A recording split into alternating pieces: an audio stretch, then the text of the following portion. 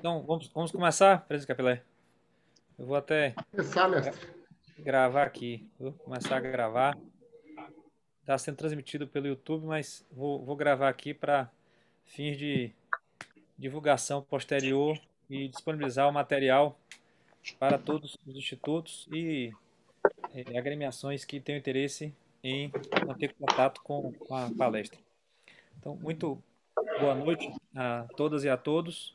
Em nome do Colégio de Presidentes dos Institutos dos Advogados do Brasil, vamos dar início a mais um seminário sobre um tema que precisa ser urgentemente discutido, refletido, qual seja os efeitos da nova lei que veio a tratar sobre a recuperação judicial e falências.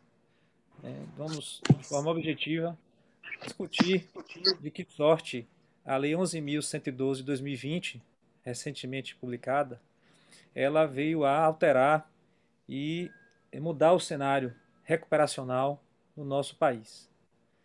E para essa temática, nós tivemos o privilégio e a grande satisfação de ilustres professores e de professora terem aceito o convite feito pelo Colégio de Presidentes, assim como as demais instituições que estão organizando esse seminário. Por isso que, desde já, nós agradecemos efusivamente o apoio do Instituto dos Advogados Mato-Grossenses, na figura do presidente Fábio Capilé, também do Instituto dos Advogados de Minas Gerais, na pessoa do presidente Felipe Martins Pinto, do presidente Eduardo Licurgo Leite, presidente do Instituto dos Advogados do Distrito Federal, do presidente e que vai estar na condição de moderador, conselheiro federal da OAB, o professor Bruno Couto de Souza. A gente agradece efusivamente esse apoio, presidente Bruno. E do presidente Tarcísio Kreutz, presidente do Instituto de Advogados do Estado do Paraná, também aqui que se faz presente. É um dia de grande felicidade para todos nós, porque efetivamente quando os institutos eles se reúnem, eles conseguem fazer um seminário de grande relevância, que é esse que estamos dando início agora. E sobre essa temática que precisa ser de forma emergencial debatida, nós vamos ter como palestrantes o professor Clóvis Malcher, esse baluarte do direito comercial do estado do Pará e de todo o nosso país, cujos currículos vão ser lidos, né, no momento das suas apresentações, da professora Gláucia Brasil, sem sombra de dúvidas, uma das principais administradoras judiciais do país, com uma formação densa, uma capacitação inspiradora para todos os administradores judiciais do país e que vem acompanhando de perto de que forma a lei, a lei nova vai alterar o cenário da atuação dos administradores. Né? Ela, inclusive, participou de cursos nessa semana de vigência recente da lei e estamos aqui todos ávidos para saber, professora Gláucia, né, quais são essas novidades que a professora vem trazendo em relação à Lei 14.112 de 2020. E, para finalizar, o nosso Heráclito, o nosso tripresidente, essa figura exponencial que é um topói, um standard do direito brasileiro, o professor José Anchieta da Silva. Então, é uma noite de muita alegria para o Colégio de Presidentes dos Institutos Advogados do Brasil, que cumpre, mais uma vez, nesta noite, sua missão crucial, que é a difusão do conhecimento, que é o despertar de um estudo constante com afinco, com seriedade, para que nós venhamos a exercer nossas atividades com segurança. Sem estudo contínuo, não podemos vir a propagar segurança jurídica. E é isso que nós estamos aqui para estudar com esses especialistas sobre o assunto, para nós levarmos essa segurança para os tribunais, assim como os diversos atores que circundam o direito recuperacional. Vamos passar então a palavra de imediato ao presidente Fábio Capelé, presidente Fábio Capelé, que é um dos organizadores desse evento. Com a palavra, presidente Capelé, fica à vontade. Primeiramente, eu gostaria de agradecer ao presidente Hatz. Presidente Hatz, que é uma pessoa de grande relevância na cultura jurídica no âmbito nacional, uma pessoa valorizadíssima na Bahia e também em todas as atividades jurídicas que exerce pela sua capacidade, o seu foco e também pelo desempenho, né, pelo grande desempenho dessas suas atividades. Agora, no final da sua gestão, né, eu queria já agradecer de pronto por ter liderado o colégio nesse período tão difícil, que foi o período de pandemia, mas eu creio que a gente acaba aprendendo cada vez mais com esses obstáculos e a gente acaba se aprimorando, se aperfeiçoando cada vez mais em decorrência disso. Queria agradecer também os colegas de colégio aqui, o doutor Bruno, o doutor Clóvis, o doutor José de Anchieta, o doutor Eduardo, o doutor Tarcísio, também que se faz presente. Eu gostaria de agradecer especialmente a doutora Gláucia por ter aceito o convite para estar palestrando, uma ótima indicação, doutor Carlos Hatz, que já teve oportunidade de fazer estudos, inclusive na Europa, com ela. Então, é uma pessoa que tem desempenhado muito bem o seu papel e tem ganhado projeção em decorrência da sua atuação. São 3 palestrantes renomados, também o Clóvis Malcher, é o nosso gentleman, é uma pessoa que é super afinada com as questões jurídicas, já participou de comissões de elaboração de projeto acerca da temática. Dr. José Anchieta, além de jurista, ele está sempre ativo no campo das ações voltadas para o empresariado também, e também ele é um ativista social na medida que ele busca a solução dos problemas existentes no dia a dia, na sociedade regional e na sociedade local. Doutor Bruno, não é tão feito a fala, porque o conteúdo dele já fala por si, né? Eu queria lhe falar que é uma grande honra estar ao seu lado no dia de hoje, doutor Bruno, pela sua representatividade, não só no campo do Colégio de Presidentes, mas também enquanto no campo também de representatividade do Conselho Federal através da OAB. Então, o senhor sempre é uma pessoa que representa muito bem e engrandece o nome da advocacia e do direito. Queria agradecer mais uma vez ao presidente Hatz pela oportunidade. Eu me coloco à disposição de todos, né? Eu creio que agora nós temos muito mais a ouvir agora desses grandiosos e valorosos palestrantes. Então, vamos deixar aberto agora para que todos possam ouvi-los e também dirigir as perguntas. Quem tiver alguma dúvida, quem quiser fazer alguma pergunta, pode dirigir lá no chat, o Yamatijur, tá? O Yamatijur, e você já pegue e já faça essas indicações lá com esses questionamentos, que isso será repassado para os palestrantes do dia. Muito obrigado a todos. Nós aqui agradecemos, presidente Capelé, pelo seu constante apoio a todos os eventos do Colégio de Presidentes do Instituto dos Advogados do Brasil. Bem, de imediato, explicar a sistemática desse seminário para que nós possamos aproveitá-lo ao máximo. Cada palestrante terá no máximo 20 minutos.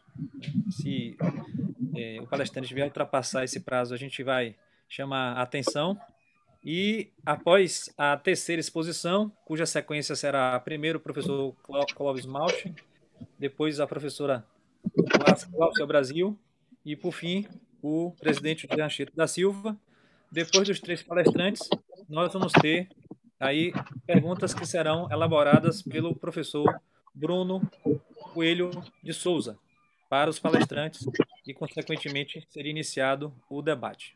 Então, esperamos que as palestras sejam muito bem aproveitadas, discernidas e damos então início aos trabalhos. Com a palavra, o professor Clóvis Malcher, que é professor de Direito Comercial e da Insolvência na Universidade Federal do Pará, membro da Academia Brasileira de Direito, da Academia Paraense de Letras e da Academia Paraense de Letras Jurídicas, membro honorário, ex-presidente do Instituto dos Advogados do Pará, e esse ser humano diferenciado, pessoa muito querida de todos nós no Colégio de Presidentes.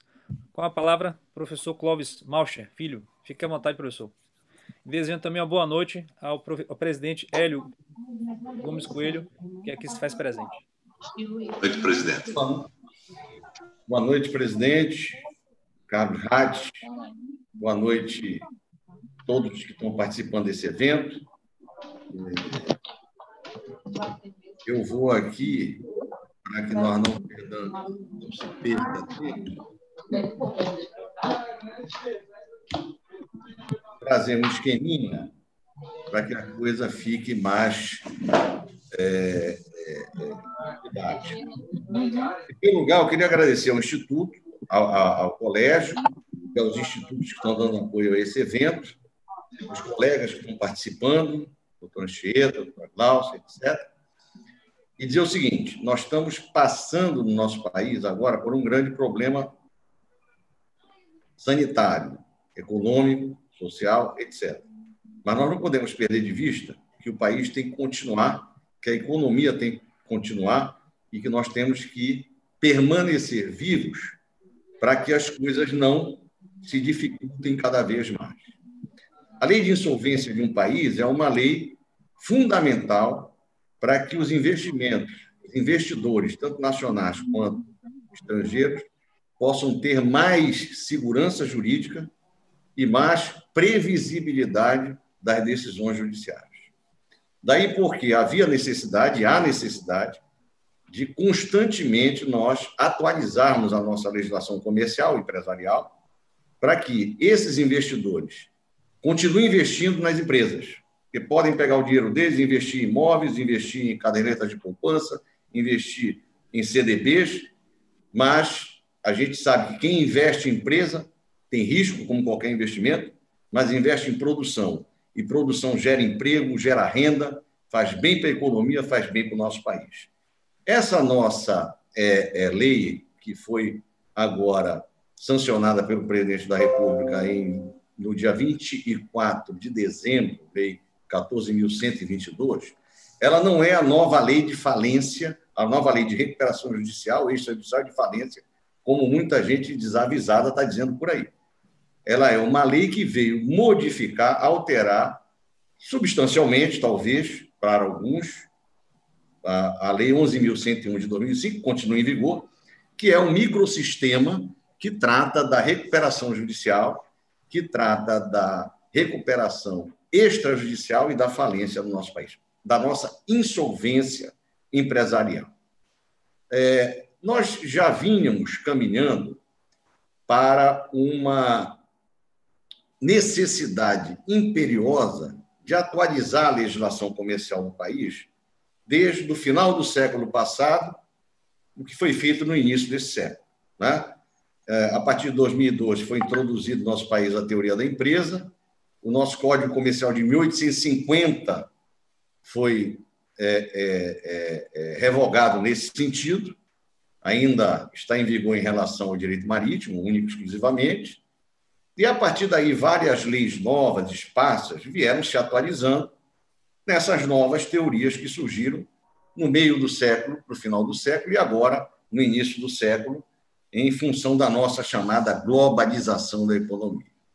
Então, a nossa lei de insolvência não era, no todo, uma lei desatualizada completamente.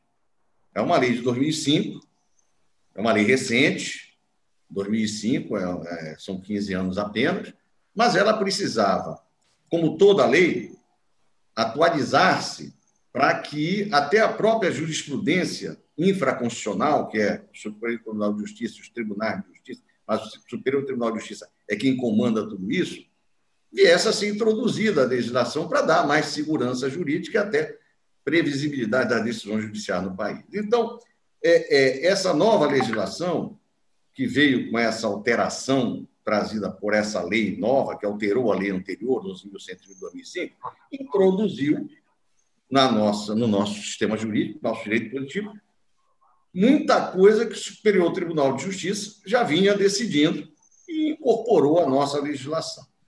Além disso, trouxe algumas novidades que estão sendo bastante debatidas, questionadas, mas isso é bom. A lei ela não foi feita para ser um axioma. A lei foi feita para ser uma realidade. E uma realidade de acordo com a realidade do momento. E o momento muda. Os usos e costumes vão mudando. E, efetivamente, nós temos que ir adaptando as leis às novas realidades do país e do mundo. Né? Eu diria para vocês que, inclusive, de um ano para cá, o mundo mudou completamente. Nós nunca imaginávamos na nossa vida que passaríamos o que estamos vivendo, não só em termos sanitários, em termos de saúde, em termos econômicos, em termos legislativos, em termos políticos, em termos sociais. Então, essa legislação ela veio, inclusive, beneficiar um pouco as empresas em razão da pandemia que nós estamos vivendo. Então, quais são as alterações que ela traz, que são assim mais... São muitas, mas eu vou tentar traduzir aqui, pelo tempo, as mais interessantes. Ela introduziu na legislação aqui do Superior Tribunal de Justiça, já vinha decidindo, os tribunais, por exemplo, em relação, em termos processuais, aos prazos. Nós sabemos que, depois do Código de Processo Civil de 2015, os prazos passaram a ser contados em dias úteis ou, em determinados momentos materiais, em dias corridos. Né? Havia essa dúvida, e aí o Superior Tribunal de Justiça, em decisões reiteradas, olha, na recuperação judicial e na falência, continua se contando os prazos em dias corridos. E a lei veio e ratificou isso. A partir de agora, na nossa legislação, está previsto que os prazos na recuperação judicial e na falência são contados em dias corridos. Tínhamos um problema também muito discutido da questão dos grupos econômicos, da consolidação processual e substancial. Quando você entrava com uma recuperação judicial de um grupo econômico, de fato, ou de direito, um grupo de empresas, havia essa discussão que agora foi regulamentada. Então, há a necessidade, a possibilidade da recuperação dos grupos econômicos, que a jurisprudência já vinha mantendo, agora está na lei, e se efetivamente esses grupos econômicos, essas empresas tiverem uma ligação umbilical, não só a consolidação processual, a possibilidade de todos entrarem em conjunto vai ser aceita, como também a consolidação, que se chama consolidação substancial. Esses grupos poderão, por terem uma ligação umbilical, ter uma recuperação judicial única, no sentido de que o plano de recuperação judicial vai ser o mesmo, não vai ser separado, etc, etc, etc. A lei trouxe a possibilidade de uma constatação prévia pelo juízo antes de deferir ou não o processamento da recuperação judicial. Quando você entra com uma recuperação judicial, você tem que juntar uma série de documentos que estão previstos no artigo 51. São documentos que envolvem um certo conhecimento, não só jurídico, mas contábil, econômico, etc. E muitas vezes os juízes ficavam, em razão de que não têm esse conhecimento todo, indecisos se deveriam ou não conceder aquele despacho inicial de processamento da recuperação judicial. Então, agora pode o juiz, nesse momento, se não tiver uma segurança daquilo que vai fazer o que nós chamamos, entre os doutrinadores, de perícia prévia. Chamam uma pessoa que tenha conhecimento técnico para aquilo, diz, olha, está certo isso ou está errado aquilo. Eu, particularmente, sou contra, porque acho que a presunção de sinceridade do pedido deveria ser a regra, em razão de que esses pedidos eles têm que ser analisados rapidamente, até porque a consequência desse pedido para as empresas são muito sérias. No momento que você entra com uma recuperação judicial, isso, no mesmo momento que é protocolado o pedido, com um processo judicial eletrônico, o mundo inteiro já sabe que aquela empresa entrou em recuperação judicial. Então, quanto mais demorado for o despacho de processamento, mais prejuízos a empresa pode ter. Mas é uma realidade que foi introduzida, há quem defenda, e a gente tem que respeitar isso. O chamado stay period da recuperação judicial, que é o período de suspensão das ações contra a empresa que está em dificuldade, em crise econômica, ele já era de 180 dias, a lei falava em prorrogável, a legislação contra a legis, diga-se de passagem, sempre admitiu a prorrogação, e agora, então, foi regulamentado que esse período tem que ser de 180 dias, prorrogável por mais 180 dias apenas, desde que essa prorrogação não tenha sido provocada pela empresa em recuperação. é uma coisa interessante, mas a gente já sabe que se o improrrogável já foi prorrogável, talvez o que agora também é 180 mais 180 dias possa ser novamente prorrogado. Há uma disposição na lei que eu acho muito importante, porque introduziu aquilo que também os tribunais vinham decidindo, que é a proibição de atos de constrição de bens da empresa em recuperação por créditos que estão dentro da recuperação, né? Mas que, evidentemente, privilegiando única e exclusivamente aqueles bens que são essenciais para a recuperação judicial. Então, isso é muito bom, dá mais segurança jurídica, mas houve uma modificação naquilo que a jurisprudência vinha decidindo, se criou que isso possa ser feito num juízo de cooperação, conforme o novo Código de Processo Civil trouxe a partir da sua vigência. Esse juízo de cooperação é que o juízo da recuperação judicial, ao fazer isso, vai ter que conversar com o juiz aonde a ação que vai ter essa consequência estará, digamos assim, tramitando.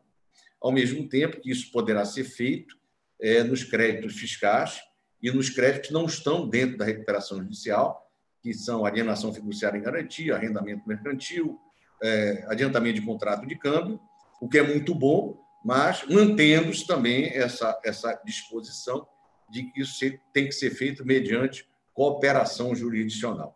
Ora, se isso vai funcionar ou não, a gente não sabe, né? Até porque o próprio Código de Processo Civil é muito recente e nós não temos experiência nisso. Mas a gente espera que funcione e me parece que isso seja até certo ponto justo, porque não se pode também dar uma carta de alforria para que essas empresas em recuperação continuem com tudo suspenso, sem que haja uma justificativa plausível para a suspensão desses processos, especialmente desses créditos que estão fora da recuperação judicial.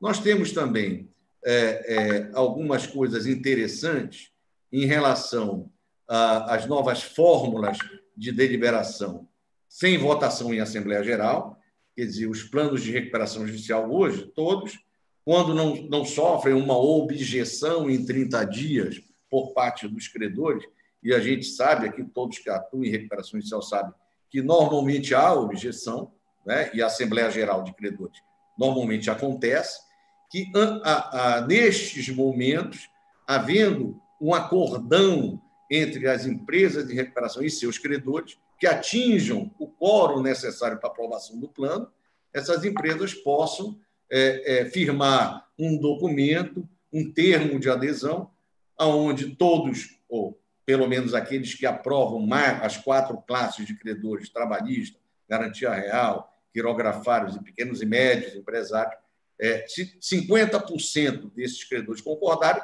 faz-se um documento, eles assinam dizendo que concordam, e evita-se uma Assembleia Geral pedindo a homologação desse plano, evitando-se aí custos, tempo, etc., o que pode ser bom e bastante razoável.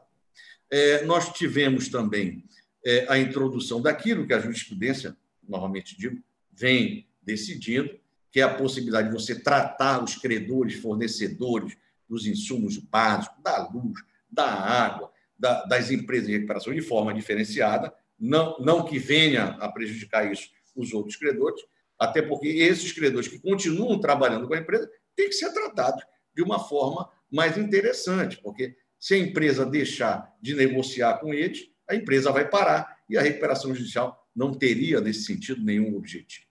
Outra coisa interessante, e aí é uma novidade, é o financiamento, a possibilidade de financiamento pelas instituições financeiras das empresas em recuperação, o que chama o direito norte-americano de deep finance, né? Hoje, o grande problema de uma empresa de recuperação é que ela é negativada no mercado como uma empresa ruim, tá? É uma consequência natural do mercado. Olha, aquela empresa em recuperação, eu não quero negócio com ela. Se eu tiver que vender alguma coisa para ela, ela tem que me pagar à vista. Eu não vou, as instituições financeiras, eu não vou emprestar um tostão para essa empresa. Agora não.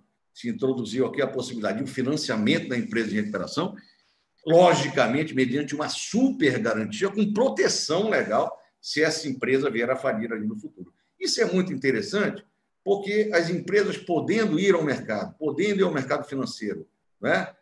Os scores das empresas que estão em recuperação inviabilizam qualquer tipo de financiamento. Então, elas podendo ir ao mercado, elas podem, de repente, não só conseguir dinheiro para custear a recuperação judicial, que é caro, a recuperação judicial é um processo caro, como também para viabilizar a possibilidade, né, de pagamento dos seus próprios credores. Então, isso é muito bom, é um negócio muito novo, é novo na legislação brasileira, embora aí na legislação estrangeira exista há muito tempo, mas que pode trazer frutos maravilhosos para a recuperação judicial.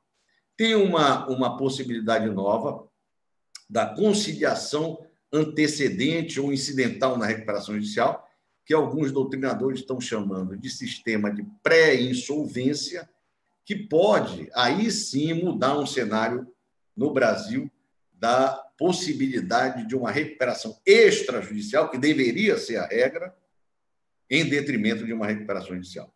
Como isso pode acontecer? Hoje, uma empresa está em crise, ela quer fazer uma recuperação extrajudicial, quer conversar com seus credores para tentar negociar com eles e fazer um plano, mas a gente sabe que hoje em dia ninguém conversa. O brasileiro tem mania de ir para o judiciário para resolver seus problemas. Então, agora nós temos essa possibilidade. Essa empresa está em crise, ela às vezes pode estar em crise e não está devendo as 4 classes, pode estar devendo 1, 2, a curto prazo, e não vai conseguir sobreviver em relação a isso. Então, existe agora essa nova possibilidade. Essa empresa pode entrar com um pedido de negociação com seus credores, ou com aquele credor, ou com aqueles 2, 3, 4, 5, 10 credores específicos, num Sejusc, que é um centro de conciliação que alguns tribunais têm, ou numa câmara de conciliação, e a partir desse momento que der entrada nesse pedido, ela pode pedir uma espécie de moratória por 60 dias para o juiz, que será o juiz competente para uma possível recuperação judicial. E nesses 60 dias, com essa moratória vai trazer o stay period, que é a suspensão de todas as ações, etc., vai ter esse fôlego, e nesses 60 dias ela pode negociar com esses credores e até nem pedir uma recuperação judicial, fazer uma recuperação extrajudicial pura, só com um acordão entre os credores, ou uma extrajudicial, como a lei prevê, né? Um acordo entre os credores com pedido de homologação judicial. Nós temos também, na recuperação extrajudicial, que aqui eu quero fazer uma pausa e até depois quero ouvir a opinião do meu querido colega Anchieta. A recuperação extrajudicial deveria ser a regra. Nós não deveríamos ir sempre ao judiciário, atrás do judiciário, para resolver esses problemas negociados. E no nosso país virou a exceção. Eu acredito que agora, com essa nova possibilidade dessa pré-insolvência, da possibilidade de pedir 2 meses para negociar, isso possa mudar, né? Mas, além disso, o que é que a nossa legislação nova trouxe? A possibilidade de, na recuperação extrajudicial, o quórum ser igual ao da recuperação judicial. Antigamente, você precisava, para aprovar um plano de recuperação extrajudicial, 3/4 3/5, desculpem, da aprovação dos credores, agora está igual, 50%, igual na recuperação judicial. Baixou o quórum, né? 60% para 50%, o que é muito bom. Além disso, era proibido na recuperação extrajudicial você incluir os débitos trabalhistas. Agora pode incluir, desde que haja concordância, efetivamente, dos trabalhadores da empresa, mediante acordo coletivo, qualquer coisa parecida. Já é mais uma coisa nova. E, além disso, se você agora, se fizer uma recuperação extrajudicial, pedir a homologação de um plano de recuperação extrajudicial e ele for deferido, a empresa vai ter o chamado stay period, que é o período de suspensão por 6 meses também, que antigamente não tinha. Então, o que eu vejo, na realidade, é a possibilidade, com esse quórum igual da recuperação extrajudicial, da judicial, e a possibilidade do stay period, da recuperação extrajudicial passar a ser a regra e não a exceção. Isso é muito bom, porque nós vamos desafogar o nosso judiciário. Nós vamos tirar do judiciário essa situação, esse problema, e vamos trazer para o mercado. Os advogados precisam, no Brasil, entender que a função social deles não é só advogar fora do judiciário e dentro do judiciário, é promover a justiça. Nós temos que promover a justiça. E numa negociação extrajudicial, nós, advogados, todos juntos, sem, evidentemente, aqueles destemperos que às vezes ocorrem numa negociação, nós podemos fazer a justiça sem ir ao judiciário. O judiciário vai agradecer e todos vão agradecer. Nós temos também aqui uma questão muito interessante para as empresas de recuperação judicial, que foi a modificação do tratamento tributário, né? Nós tínhamos o refis da recuperação. Toda empresa que entra em recuperação judicial, ela pode ter, né, débitos tributários, que não entram no processo de recuperação judicial, nem poderiam entrar, né? Porque os débitos tributários têm uma proteção, têm um privilégio legal e tem que ter, né? É dinheiro público, é dinheiro nosso, que a empresa não pagou, que ela deveria ter pago. Evidentemente, a gente não está aqui dizendo que as empresas que não pagam impostos cometem crime. Não, às vezes não pagam porque não podem. E aí tem que tomar uma decisão, às vezes, pagar o trabalhador, pagar isso, aquilo, outro, para poder sobreviver. Mas, ao fim e ao cabo, todos têm que pagar seus impostos. Então, o refis da recuperação judicial, o primeiro refis que foi regulamentado, foi ruim. Era 84 meses, que é um prazo muito exíguo, e até 50...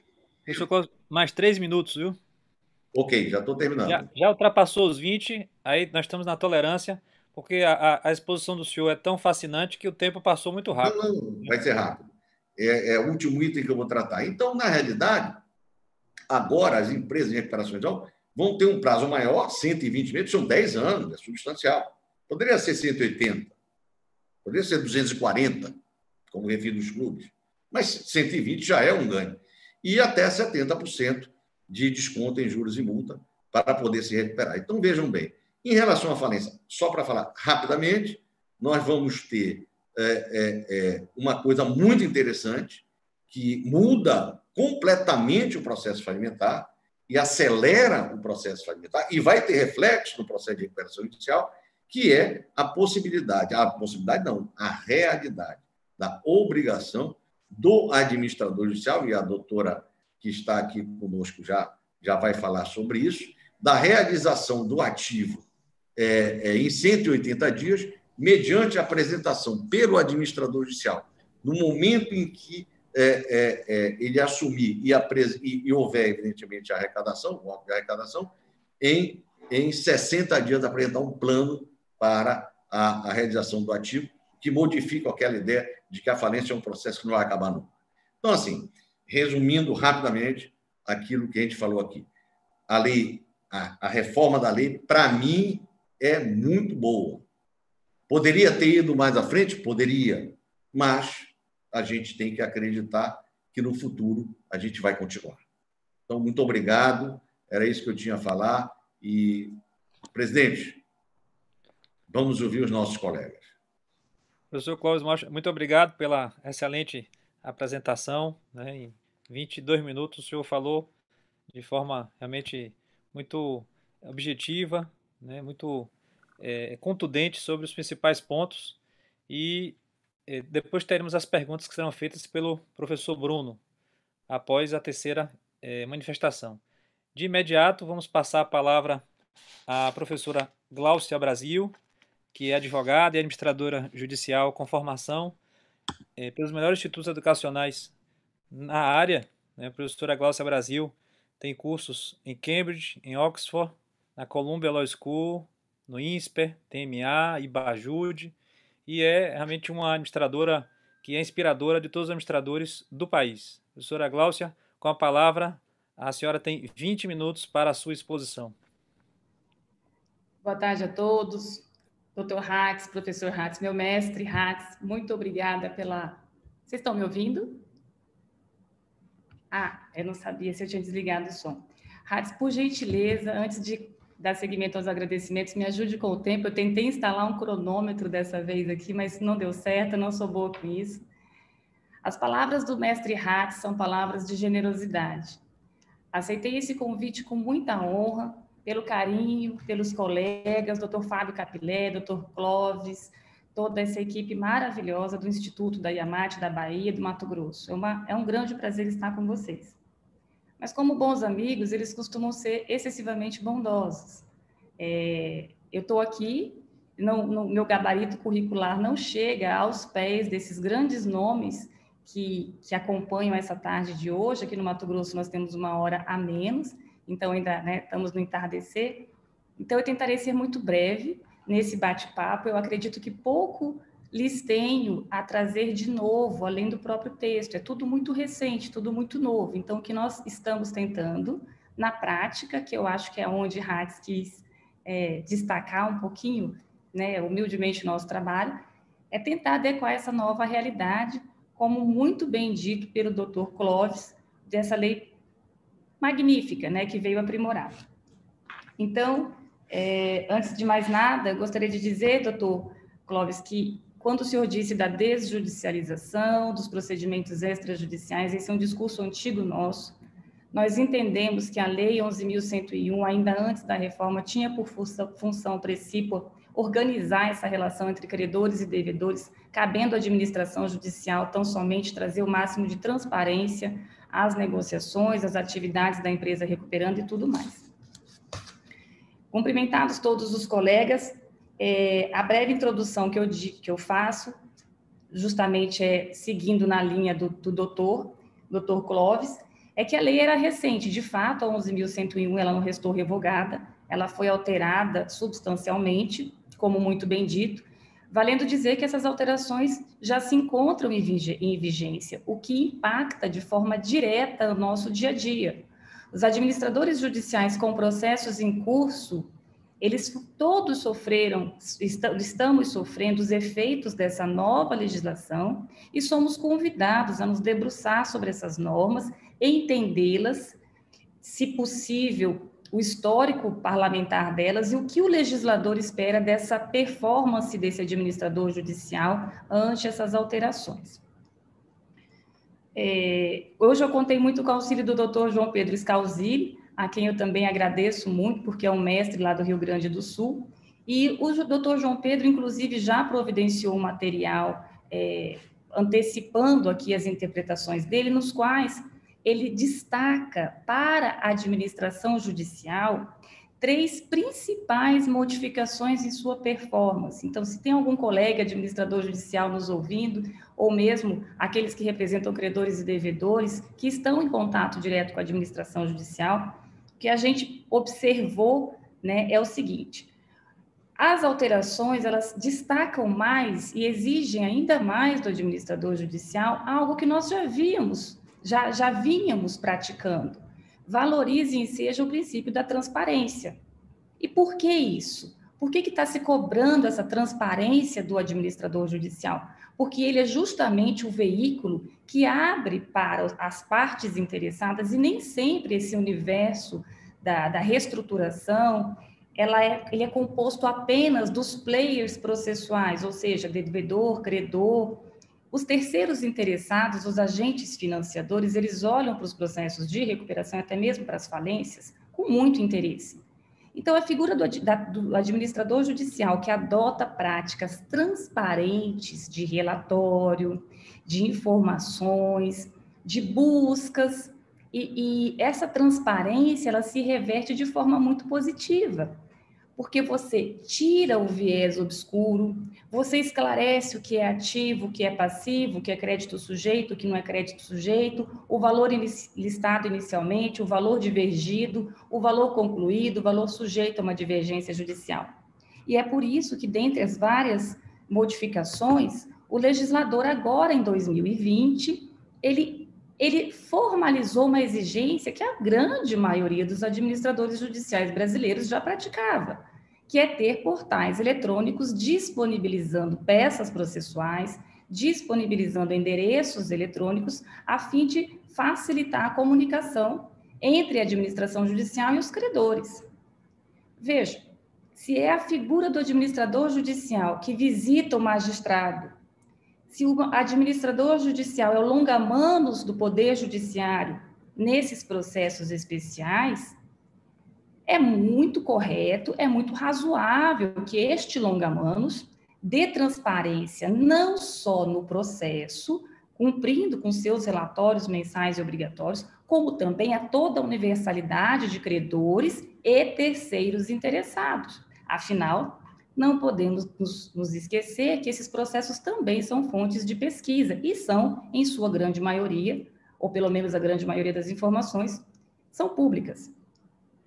Portanto, se nós fôssemos sintetizar as modificações, quanto o legislador desta feita nos obriga expressamente, determina que tenhamos sítios eletrônicos, que nada mais são que sites informando quais os processos pelos quais respondemos, nos pedindo, nos determinando que tenhamos endereços eletrônicos para facilitar a correspondência, o envio de correspondência entre credor e administração judicial. Essas são práticas, senhores, que já eram adotadas pela grande maioria dos administradores judiciais.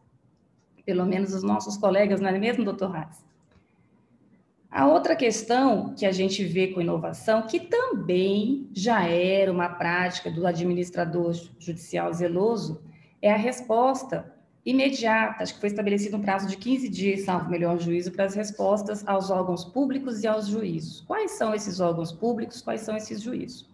Quaisquer órgãos públicos e juízos que tenham qualquer tipo de interesse sobre as partes devedoras ou bens listados ou garantidos por operações ali listadas. Tomo, por exemplo, o nosso time, que já foi oficiado por juízos do trabalho, juízo federal, juízo de outros estados, aonde estávamos processando ações de execução, cujo bem é objeto de garantia, se encontrava de propriedade de um recuperando. Então, é muito comum, exemplificando, um juízo de São Paulo, tem uma execução por quantia certa lá em São Paulo, sendo tramitando em face de um devedor, recuperando mato-grossense. Antes de o juízo, muitas vezes, deliberar ou adotar uma decisão, tomar uma decisão ali naquele litígio, eventualmente numa execução não suspensa, eu já recebi aqui, ofício de outros juízos solicitando informações. E alguns de nós tínhamos dúvida, mas se eu fui nomeado pelo juízo da recuperação, devo responder? Eu nunca paguei para ver. Descontraindo aqui, eu sempre respondi porque, é claro que a gente comunica o juízo da recuperação através do relatório, que recebeu o ofício de uma outra comarca, mas sempre atendendo à autoridade pública, que com certeza não dormiu e sonhou que queria uma informação de uma recuperação e está fazendo isso por nada. Tem lá a sua relevância, e eu penso que, como longa-manos, o nosso papel é sempre informar. Quanto tempo temos ainda, doutor Hatz? Não ouvi. Mais 10 minutos. Fique tranquila, doutora. Então tá ótimo. Temos ainda outras modificações, ao longo do artigo 22, que causam algumas dúvidas, a exemplo de como proceder nessa questão que eu não vou falar, obriga é uma palavra muito pesada, certo? Se bem que a lei, ela obriga mesmo, ela determina que nós facilitemos e viabilizemos as negociações, as mediações, estimulemos sempre que possível conciliação, a palavra, o verbo correto é exatamente estimular. O que seria, então, estimular uma mediação, uma conciliação? E, às vezes, nesse caso da linha J aqui do artigo 22, ainda diz assim, e outros métodos alternativos de solução de conflitos relacionados à recuperação judicial e à falência, respeitados os direitos terceiros.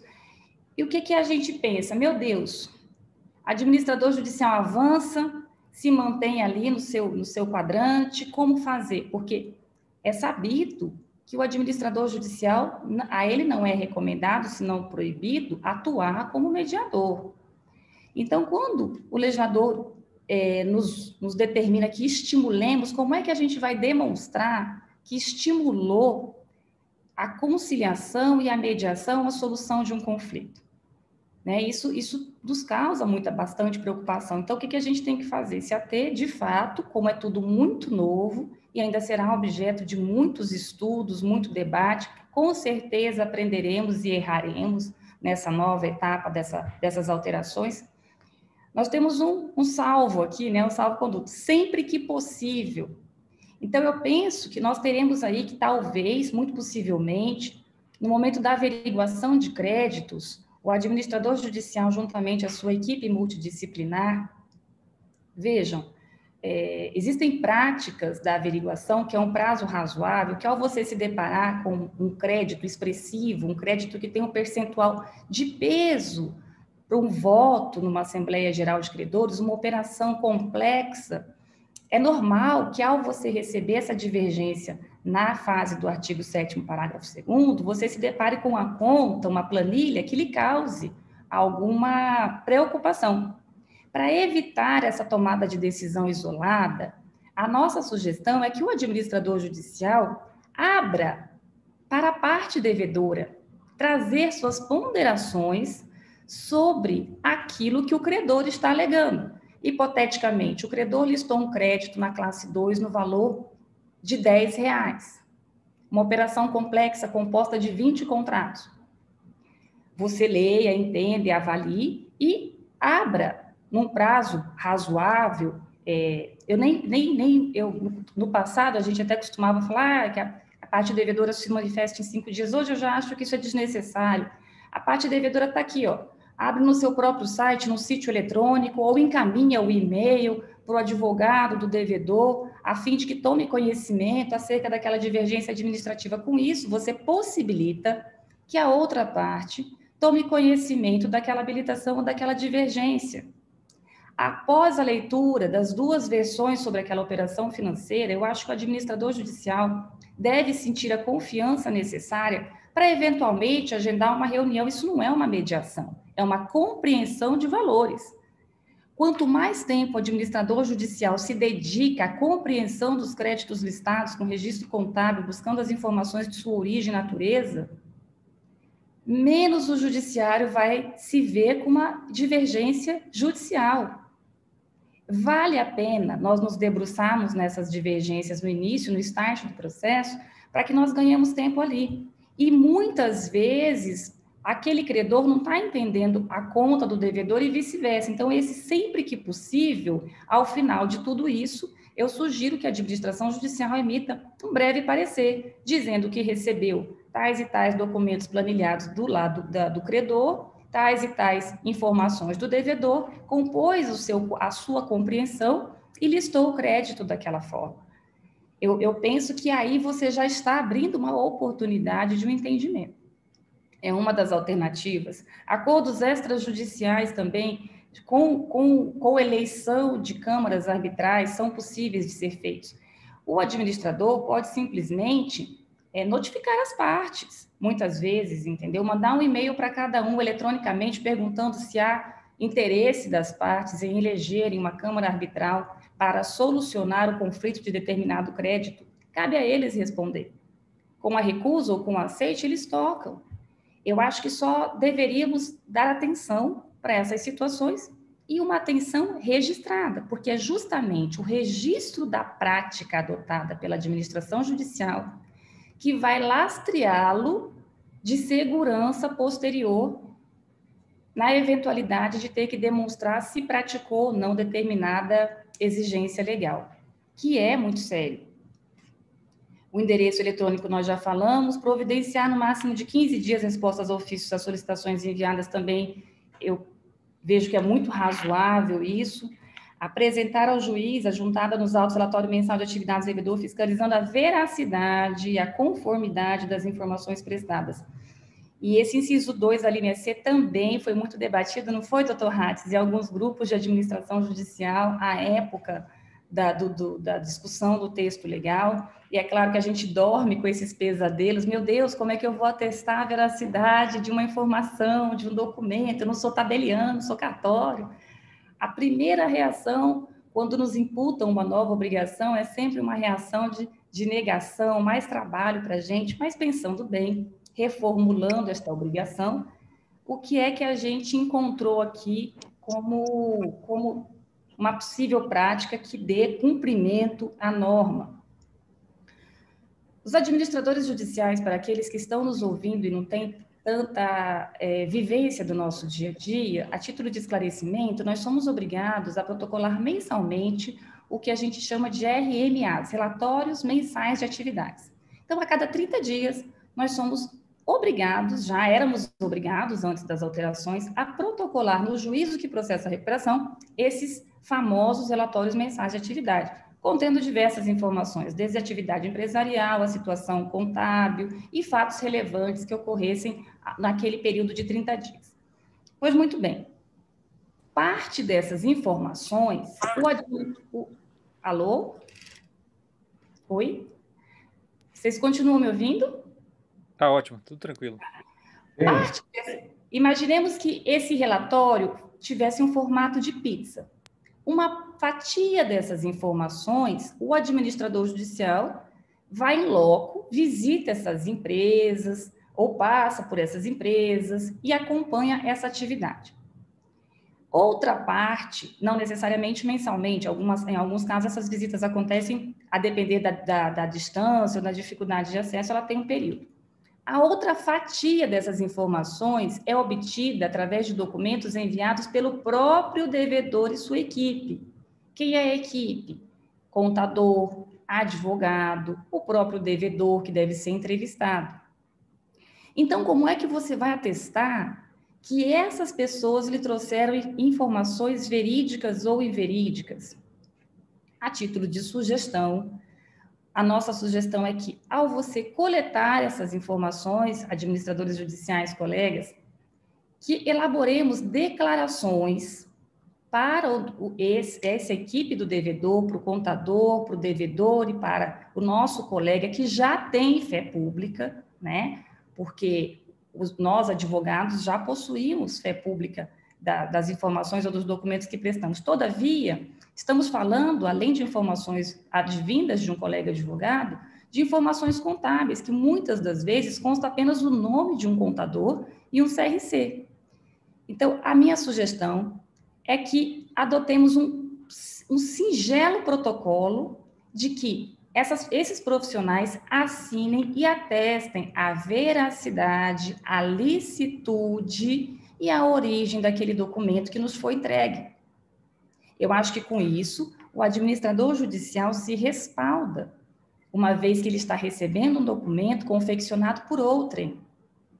E no Brasil é muito complicado, agora com tanta informática, com tantas cópias, scanners, essa tecnologia toda, eu acho que nesse sentido a gente vai ter que, com muito jeito, com muito tato, com elegância, com clareza, justificando a necessidade de atender esse requisito legal, adotar mais esse cuidado de solicitar isso da equipe devedora.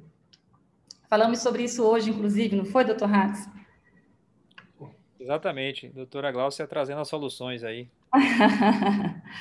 Existe um outro item aqui que estamos todos discutindo, eu acho que eu já perdi algumas horas de sono com isso, com alguns colegas, porque às vezes a gente só tem tempo de falar fora de hora, e nós estamos aqui nos debatendo para atender a exigência da linha E do inciso 2. Ela é bastante curiosa, ela nos diz assim, que cabe também ao administrador judicial fiscalizar o decurso das tratativas e a regularidade das negociações entre credor e devedor. O que será que o legislador quis com isso? Por que é que nós temos que fiscalizar o decurso dessas tratativas? Senhores, correndo o risco de estar lhes falando uma interpretação equivocada, e vocês vejam, é tudo muito novo, mas me parece que o que o legislador quis foi afastar a possibilidade do credor com um devedor mais ou menos parceiro, estender uma negociação por um tempo desnecessário. Vocês percebam? Então, se eventualmente um procedimento se encontra suspenso, né, até que as partes se componham, e essa suspensão não cessa nunca, eu acho que é de bom tom em casos específicos aonde aquela negociação está atravancando outras operações ou andamento regulado feito processual, que o administrador notifique a parte credora e a parte devedora, a fim apenas de solicitar o estágio da negociação. Uma negociação, qual é o objetivo principal dela? É dar celeridade, vazão processual, solução de conflito, e não ser utilizada como um entrave para outros andamentos processuais. Se, por um lado, o legislador, com as alterações, deixou muito claro que ele quer aquecer os motores do processo de insolvência, fazendo com que esse processo seja célere, menos judicializado, que as partes se componham. Por outro lado, existe a preocupação de que profissionais não tão preocupados possam se utilizar de todas essas possibilidades a fim de prejudicar credores que não se encontram naquela mesa de negociação. Professora Glaucia, mais 2 minutos. Eu penso que essas eram as principais colocações.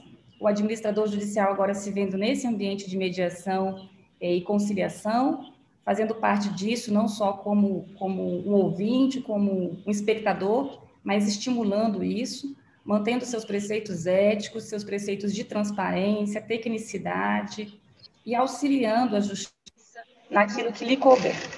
Eu penso que são essas as ponderações. Me desculpem se eu não atendi as expectativas. Muito obrigada. A mãe do óculos da mulher? Para que... Atendeu e muito mais, professora Glaucia, viu? Muito obrigado aí pela sua brilhante exposição também. Em 20 minutos conseguiu elucidar pontos que estão sendo objeto de reflexões nessa semana de apreensão, né, por todos os atores que vêm acompanhando os processos de recuperação e de falência. De imediato, passar a palavra ao nosso tri-presidente, professor José Anchieta da Silva.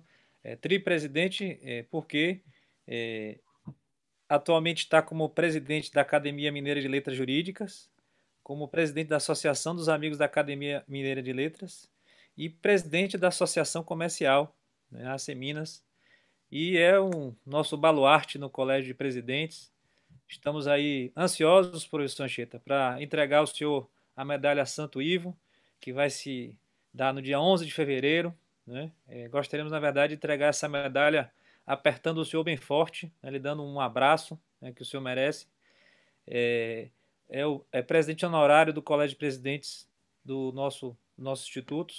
É um exemplo de vida, um exemplo de retidão, de estudo, de contínua aprendizagem. Nós, no colégio, só temos realmente a ficar felizes com sua presença, com suas manifestações, com seus ensinamentos. De imediato, passar a palavra ao professor Jean Anchieta da Silva, que também tem 20 minutos para falar sobre o futuro do direito concursal. É difícil, mas eu sei que o senhor consegue, em 20 minutos, falar sobre esse futuro. Viu? O presidente Ratos quis me homenagear elevando o meu currículo a dos 2 antecessores. Portanto, eu agradeço a ele e aos 2 antecessores. Cumprimento em nome de todos, porque vejo aqui na sala, são vários amigos, o desembargador aposentado do Tribunal de Justiça de Minas Gerais, Dídimo Inocêncio de Paula, sobre ter sido um magistrado fenomenal, excelente, é um advogado que milita e milita com muito sucesso aí nas vestes do administrador judicial. Pois bem, o tema que escolhi, o futuro da recuperação da empresa, portanto, o futuro do direito concursal, o futuro do direito de falência, é interessante observar que, nada obstante a afirmação que dela vou fazer uso, ter um pé na filosofia, nós veremos que ela não se aplica no direito e é o seguinte: o passado não existe mais. O futuro não existe ainda, portanto, nós só temos o presente. Isto dá um debate filosófico fenomenal, mas isso não serve para o direito, cujo conceito mais aberto, mais abrangente, é exatamente direito compreendido como uma ordem da sociedade. Mas não se pode falar no futuro sem efetivamente, é por aí que eu quero começar, registrar que o futuro começa no passado. Em 1889, para não ir muito longe, portanto, na virada do século XIX para o século XX, o Código de Falências de Portugal, no seu frontispício, trazia exatamente o seguinte: não há previsão legislativa que bastem, e nem reformas que sempre durem em se tratando de direito da falência. É verdade. Se tem um direito, se tem um estatuto positivo que reclama permanente atualização, é exatamente a legislação falencial, e fiquemos com o nosso Brasil que é o exemplo que temos de uma lei de 45. Essa lei foi absolutamente desconstruída por uma excelente construção jurisprudencial. Em 2005, uma lei nova e alvissareira, depois já 2 modificações, a mais relevante delas, a que nós ganhamos de presente de Natal, a Lei 14.112. Mas quero, para ficar no meu tema, fazer ainda uma observação de caráter absolutamente genérico. Na falência, nada mudou. A falência dos gregos, a falência de Roma, a falência da Idade Média, da Lex Mercatoria, continua sendo a mesma. Ativo menor do que o passivo, processo de liquidação, pagando a massa passiva com a massa ativa existente. E já que a massa ativa era sempre menor, daí o estado falencial, daí a compreensão conceitual de falência de maneira abrangente e indiscutível, sem descer a particularidades doutrinárias. Observe na insistência que tenho, que promovo em relação a esta afirmação. A falência não mudou. A falência é aquela velha e horrorosa com prejuízo para todos. O que é que mudou? Mudou foi o processo de recuperação. Mudou foi o reconhecimento de que o Instituto da Concordata nada resolvia, ele só tratava dos quirografários e, mesmo assim, por um tempo muito curto, um espaço temporal que não correspondia à realidade econômica, portanto, e na verdade, é o Instituto da Recuperação que deve e merece ser tratado. A ação de recuperação judicial em si, ela carrega 3 inconvenientes genéticos de nascença. É uma ação invasiva, é uma ação cara e é uma ação estigmatizante. Ninguém escolhe entrar com a ação de recuperação judicial porque está voltando de um passeio no parque. Só se escolhe a ação de recuperação judicial quando recursos mais não há para caminhar-se na atividade empresarial. Já que estou preocupado com o tema futuro do direito concursal, futuro da recuperação de empresa, além da observação de que inovação de verdade só se tem no campo da recuperação, é preciso considerar sobre o conceito novo que se adota sobre massa. Massa falida, para nós que estudamos até a década de 70, eu não sou tão menino assim, era uma massa amorfa, era um monte de coisa morta. Absolutamente não é mais assim. A massa falida é viva e nela existente um coração que ainda pulsa, até a massa falida tem direito a processos recuperatórios. Com isto se chega à conclusão, não mais doutrinária, não apenas de jurisprudência eventual, mas agora de texto da lei, demonstrando que até a falência é meio de recuperação. Esta é substantivamente a grande inovação.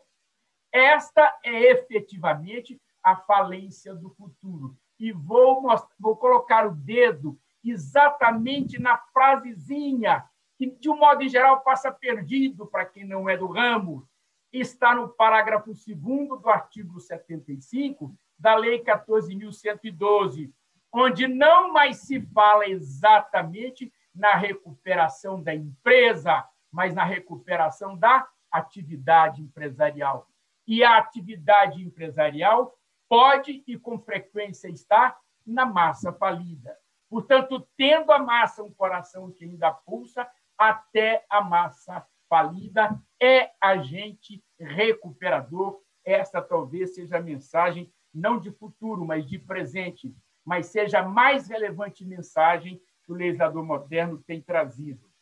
É importante registrar que nós não vamos perder tempo aqui com a questão da empresa sujeito e da empresa objeto, não. A empresa é sujeito e a empresa é objeto. As legislações mais recentes, todas elas, tratam ora como sujeito, ora como objeto. Para o direito concursal, portanto, isto é irrelevante. E avançando um pouco mais, a própria teoria de empresa já não é mais tão nova assim. Efetivamente, o que se fala, a linguagem que se adota é do agente econômico.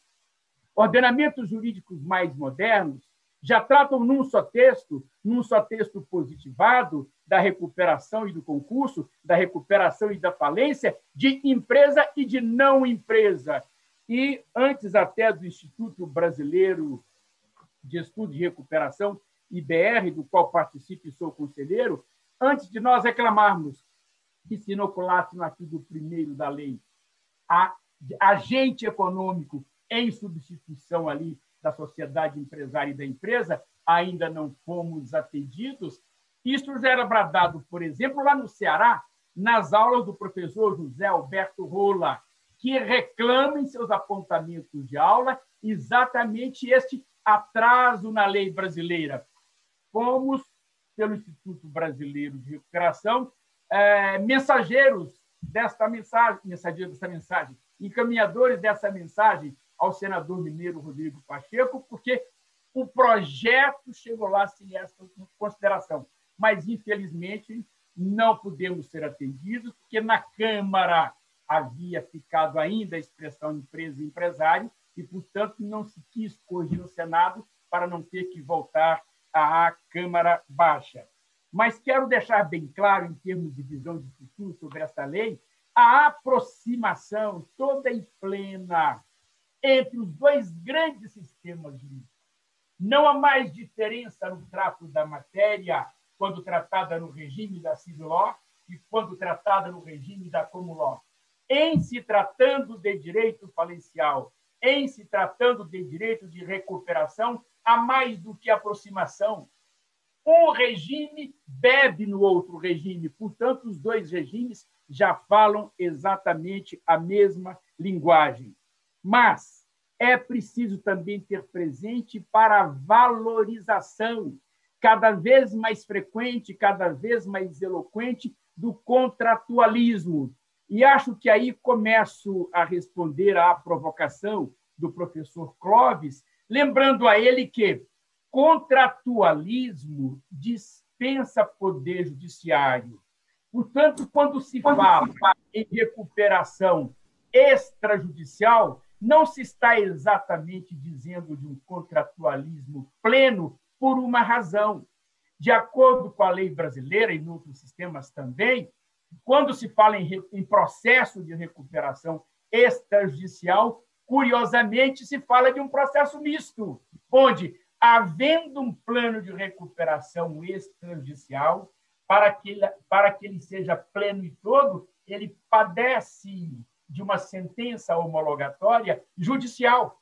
Então, o contratualismo que os ordenamentos jurídicos prestigiam, ele está, na verdade, naquilo que nós, advogados, praticamos e continuaremos praticando, que é a chamada concordata branca, que é a chamada negociação direta. Mas não vamos falar sobre ela, não.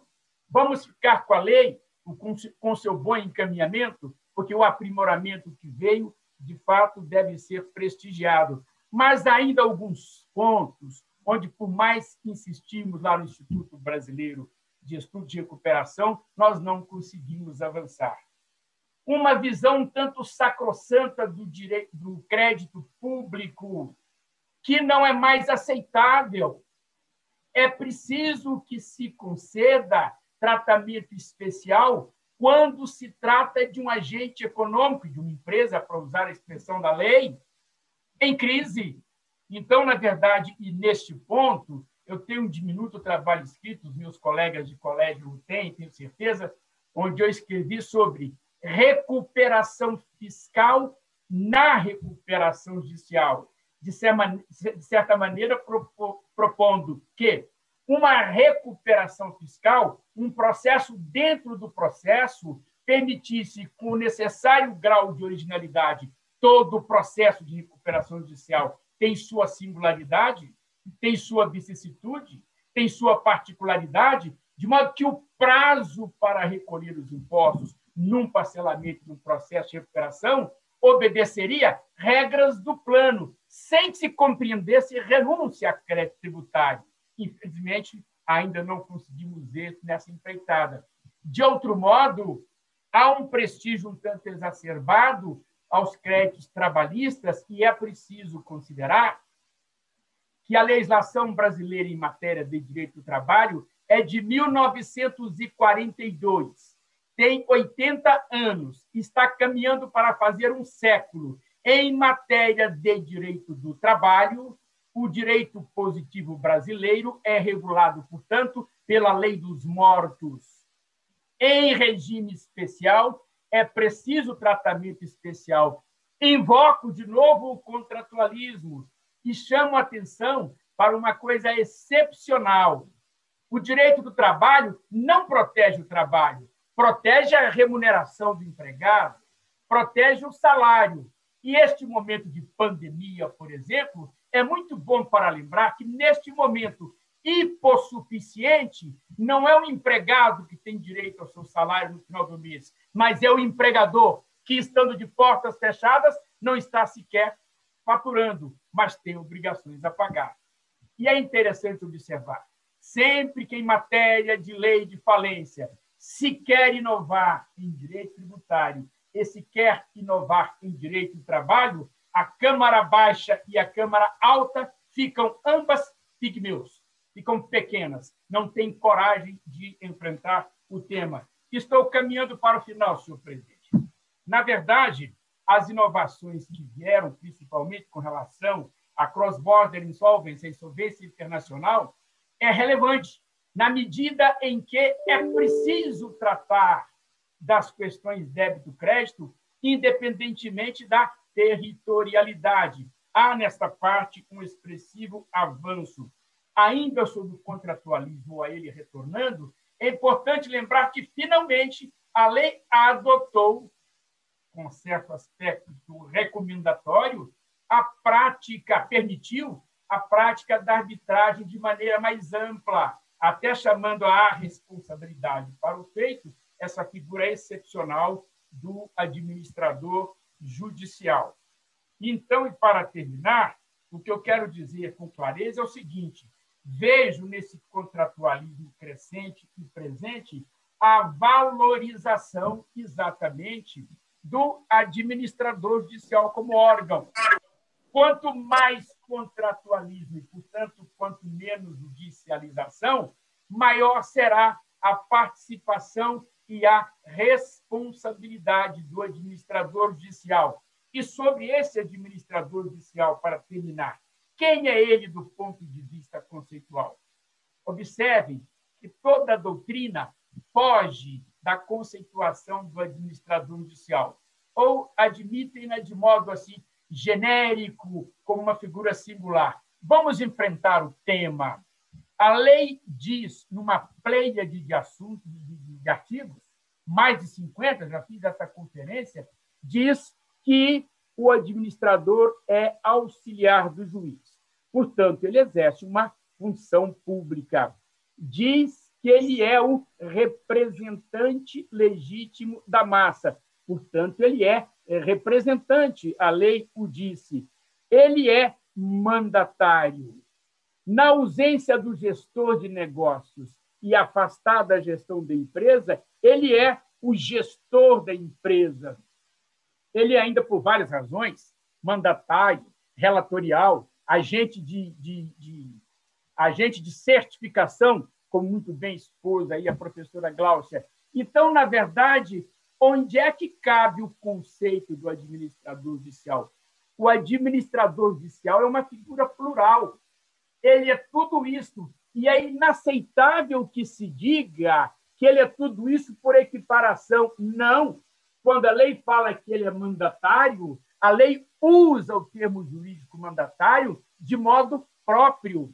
Quando a lei fala que ele é gestor, a lei usa a denominação de gestor também como termo jurídico próprio, de modo que ele é, sim, uma figura plural. Ele é tudo isso e não é por equiparação. Sobre a responsabilidade civil do administrador, tema também abordado pela Gláucia, tenho em consideração que, como a lei não tratou disso com a devida clareza, a responsabilidade do administrador judicial é aquela do regime próprio dos administradores, e, em se tratando de ordenamento jurídico, é através do concurso da culpa. Por que é através do concurso da culpa? Porque este é o sistema adotado pela legislação brasileira. Mas muito cuidado, há tarefas e atividades especiais desta figura-órgão. Portanto, não se iludam. Apenas dizer que se trata, no caso de responsabilidade subjetiva, é importante dizer que, não se tratando de uma representação, não se tratando de um mandato, não se tratando de uma gestão, mas tratando de tudo isso e muito mais, esta responsabilidade civil, particularmente subjetiva, ela, na verdade, acaba sendo dilargada. E lembrar que o administrador judicial não pode inviabilizar a recuperação. Este é quase que um desabafo e delimissivo, meu caro presidente Ratz, ficando nos meus 19 minutos, pelo que eu observei, dentro do meu tempo, e muito obrigado pelo convite a você e ao presidente Capilé, o meu agradecimento. Parabéns, nosso tripresidente Anchieta, pelas lições, pela reflexão em relação ao futuro direito concursal, e saudando o nosso presidente José Horácio Halford, que adentrou na nossa sala virtual, nosso também aí grande exemplo de advocacia, de líder, que nós todos tanto admiramos. De imediato, passar a palavra ao presidente do Instituto dos Advogados do Pará, o professor Bruno Coelho de Souza, para, na condição de debatedor, fazer perguntas para os palestrantes. Doutor Bruno, muito obrigado aí pela sua presença, pela disponibilidade, e seja bem-vindo, né? Obrigado mais uma vez aí pela participação. Com a palavra, fica à vontade. Presidente Ratz, eu que agradeço o convite, agradeço ao Colégio de Presidentes de Institutos do Brasil e queria realmente parabenizar o colégio pela iniciativa, né? Uma lei tão recente que precisa ser debatida, todos os aspectos de modificações, que são vários, pelo que ouvimos agora do nosso palestrante. Queria também agradecer ao professor Cláudio Malcher, à professora Gláucia Brasil e ao professor José Anchieta pela aula magna que eles dividiram de forma tão brilhante e tão equânime, cada um abordando um aspecto relevante da lei. O professor Clóvis vendo o aspecto processual da lei, a professora Gláucia também esmiuçando a administração judicial bem feita, bem realizada, moderna, que ela vem aplicando, e o professor José Anchieta também fechando com chave de ouro, analisando os aspectos que vão nortear essa lei para o futuro do direito concursal. Então, parabenizo aos três pela aula realmente magna. Não aprendi muito mais do que posso contribuir hoje. E também queria saudar os presidentes Hélio, presidente Gilberto, Tarcísio, presidente Eduardo e presidente José Horácio pela presença. Muito obrigado a presença de todos, saúdo a todos aqui pelo meio virtual.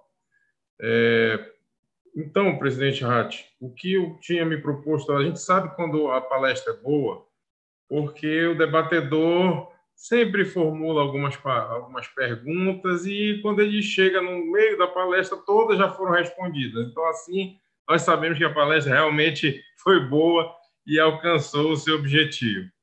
Mas eu tenho algumas dúvidas. E a primeira vai para o presidente Clóvis, sobre a questão do débito trabalhista, das ações trabalhistas, né? A modificação ela manteve a não suspensão das ações trabalhistas. Eu queria saber do professor Clóvis se isso é bom para o deslinde da recuperação, tá? E se isso e também, além disso, ela colocou como premissa também a negociação com o sindicato. que é uma inovação dessa lei. Eu gostaria de saber dele se essa parte já estava sendo aplicada nas recuperações judiciais, ou se isso é uma inovação, ou se isso já veio de alguma decisão dos tribunais que orientava nesse sentido, ou que colocava nesse sentido de se negociar com os sindicatos. Eu realmente fiquei com esta dúvida, e ele, como tem muito mais experiência que eu na área, talvez possa me elucidar sobre o assunto. Era a pergunta para o professor Clóvis. Bruno, a lei anterior e a lei atual dizem, quer dizer, a lei anterior não, a lei com a alteração da lei atual, que o débito trabalhista deve ser pago em 12 meses. Né? Até porque tem privilégio. E tem que ter privilégio. Vamos aqui dizer que não tem que ter privilégio. O trabalhador tem que ter privilégio. Agora, o que ela nos traz é uma realidade que já vem acontecendo. Né? Então, agora, se os trabalhadores, através de um acordo coletivo, quiserem aceitarem receber em 24 meses, eu diria até em 36, em 48, eles podem. Basta que na Assembleia Geral eles concordem com isso. Né? Então, eu acho que a lei, a maior inovação nessa questão trabalhista não está na recuperação judicial. Várias recuperações que eu já trabalhei, eu consegui na Assembleia Geral de Credores, com a classe 1, que é a classe trabalhista, negociar além dos 12 meses, né? Em 24 e até 36. Então, isso daqui já vinha ocorrendo. A lei vem e diz que pode, o que já vinha ocorrendo. Mas eu acho que a maior inovação vem na recuperação extrajudicial, que você não podia, na legislação originária, você não podia negociar débitos trabalhistas na recuperação judicial. E agora pode. Pode, desde que os trabalhadores aceitem. Mas essa negociação, a recuperação judicial, ela é um processo voltado para salvar uma empresa, mas, ao mesmo tempo, satisfazer os credores. E, ao fim e ao cabo, quem decide se quer ou não aceitar aquilo que a empresa está propondo são os credores. Não é a empresa, não é o juiz, não é o administrador judicial, são os credores. Então, esse prestígio aos credores tem que ser mantido. Porque essa é uma regra, mas não é uma regra do Brasil, é uma regra mundial.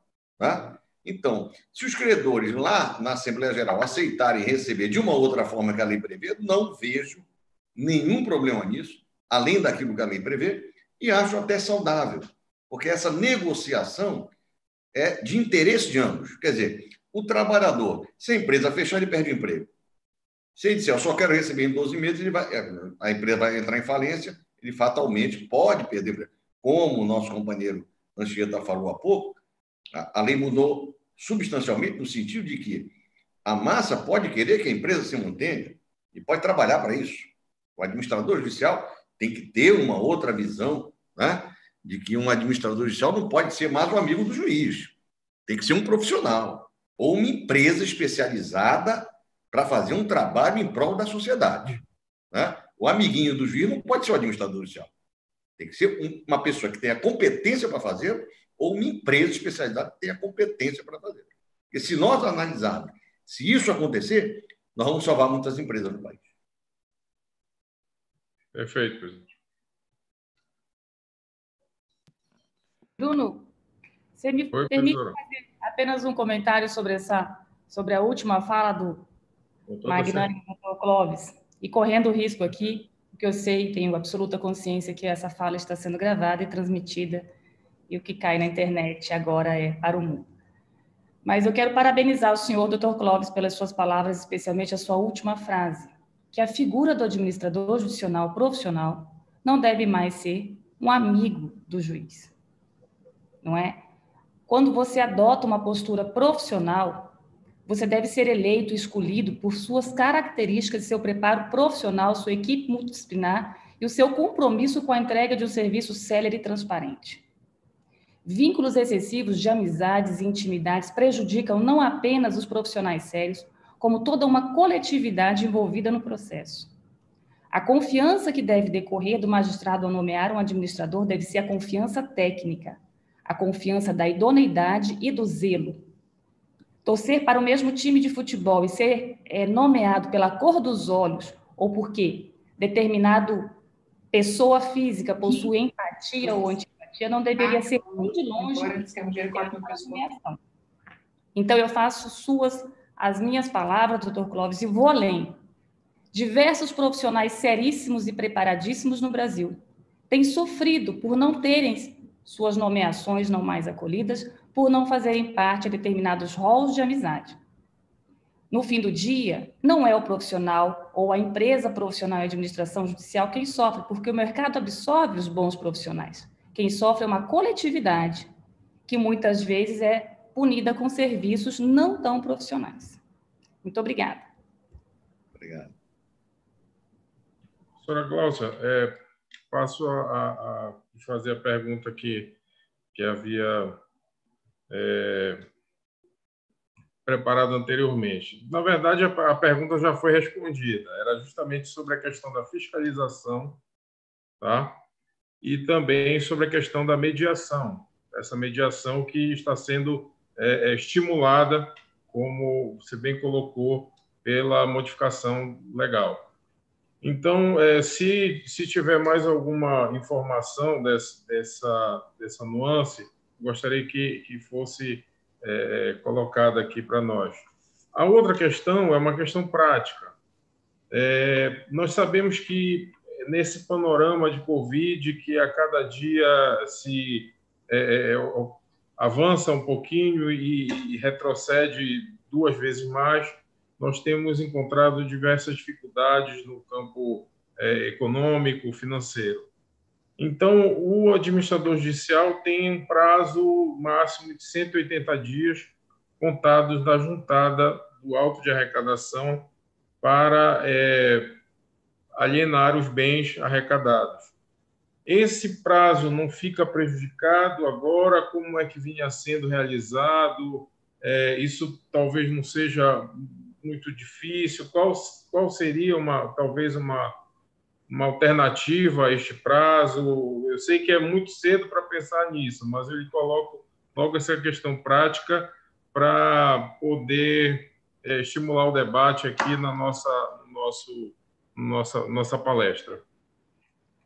Tá certo, doutor Bruno. Essa realmente é uma preocupação do administrador judicial quando ele está trabalhando na falência, mas eu acho que nós temos que pensar pelos dois lados.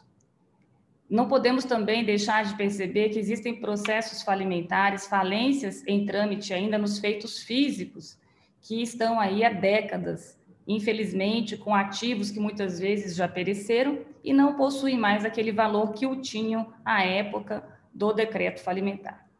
Muito provavelmente, o legislador quis dar celeridade, estabeleceu e prefixou esse prazo. A bem da verdade, eu estou tentando localizar aqui o dispositivo expresso de lei, que eu já li era de madrugada, e tive um outro evento hoje, mas se eu localizar aqui, eu estou sem ninguém para me ajudar, a lei, o novo texto, ele diz que salvo com justificativa. Então, ele deixa uma brecha para que esse administrador judicial, devidamente justificar, né, com a devida justificativa, possa prorrogar esse prazo. Existem ativos e ativos. Existem ativos que você vende facilmente, e nós não podemos nos apegar às modalidades de venda, apenas aquelas sempre conhecidas. Existem imóveis, e ainda anteontem, eu estive com um magistrado, estávamos discutindo isso aqui no Mato Grosso. Existem imóveis que sequer necessitam ser vendidos através de leiloeiros. Existem já outros imóveis, a depender da localização e da dificuldade da venda, que você já vai ter um trabalho maior.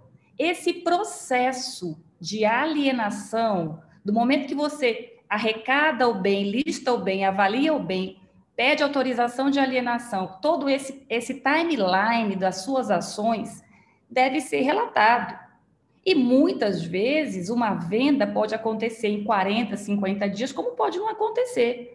Se isso estiver devidamente relatado e registrado, no próprio processo haverá justificativa suficiente para que esse administrador judicial, antes do vencimento deste prazo, justificadamente requeira ao juízo falimentar que prorrogue o prazo, com justificativas plausíveis. Portanto, respondendo à sua questão, Eu não vejo como isso possa trazer prejuízo. De fato, isso é uma responsabilidade muito grande, porque a pena é a destituição, mas eu penso que a destituição de um profissional ela deve vir como consequência de atos dolosos, irresponsáveis ou com falta de diligência, trazendo prejuízo a uma massa. O profissional que está imbuído de sua função, ele não pode ser destituído simplesmente assim, porque não efetuou a venda, ainda que justificada. Então, a minha sugestão é que nós justifiquemos os nossos atos e aceleremos, né? Hoje, assim, só para finalizar, existem diversas formas, se autorizadas em juízo, OLX, Mercado Livre. Certa feita, a gente vendeu sucatas mais ou menos dessa forma e conseguimos efetuar a venda após a arrecadação. Obrigado, professora. Professor Cheta, obrigado, lhe agradeço pela aula, novamente, e tenho uma pergunta para lhe incentivar também o nosso lado de advogados, geralmente da Recuperando, né? Em ampla perspectiva, a modificação inseriu mais regras na lei que trazem mais segurança jurídica para, até o professor Clóvis mencionou isso, para os investidores, para os credores e também para as empresas, porque, principalmente quando diz respeito aos créditos tributários, aos débitos tributários, por conta do elastecimento desse prazo que trouxe uma maior capacidade de negociação. Porém, a lei também inovou quando deu ao fisco a capacidade, na verdade, a faculdade de pedir que o juízo transforme essa recuperação judicial em uma falência. Eu lhe pergunto, já existem também discussões nesse sentido, não houve uma quebra de equilíbrio aí nesse momento? Não houve então, estão chamando de superpoder para o fisco ao trazer essa faculdade e sem ter... Claro que isso exige uma quebra de obrigação, mas também não seria uma ampliação de poderes aí do fisco? Era esse o meu questionamento.